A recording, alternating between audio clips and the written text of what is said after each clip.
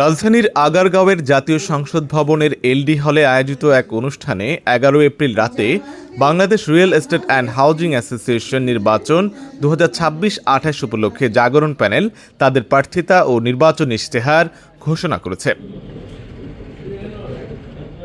আবাসন খাতে দক্ষতা উন্নয়ন ও টেকসই অগ্রগতির লক্ষ্যে গঠিত এই প্যানেল ইতোমধ্যে সংশ্লিষ্ট মহলে ব্যাপক সাড়া ফেলেছে। প্যানেলের নেতৃত্ব দিচ্ছেন রিহ্যাবের সাবেক সভাপতি প্রেসিডেন্ট প্রার্থী মোকাররম হোসেন খান। অন্যান্য প্রার্থীরা হলেন senior vice president engineer Abdul Latif, vice president M A Mohibuddin, আলহাজ এস এম জাহিদুল ইসলাম, মোহাম্মদ রেজাউল করিম খান ও শাহাদাত হোসেন। পরিচালক পদে প্রার্থী হয়েছেন Rezaunul Haque, engineer Mohammad Mohiuddin Sikdar Manju, Mohammad Akhtar Hossain, Mohammad Jahangir Alam, Rotarian S M Emdad Hossain ও মোহাম্মদ ওবায়দুর রহমান তালুকদার। জাগরণ প্যানেলকে আরও গতিশীল ও সদস্য বান্ধব করার কথা জানান panel leader.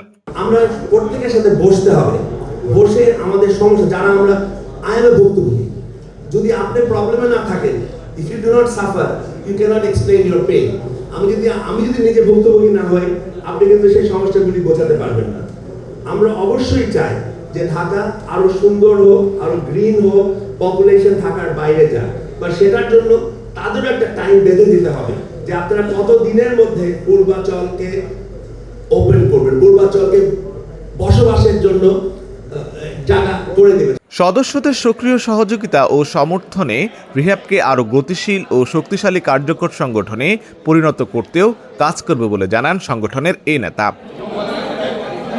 Ashiq Arefin, Dhaka journal.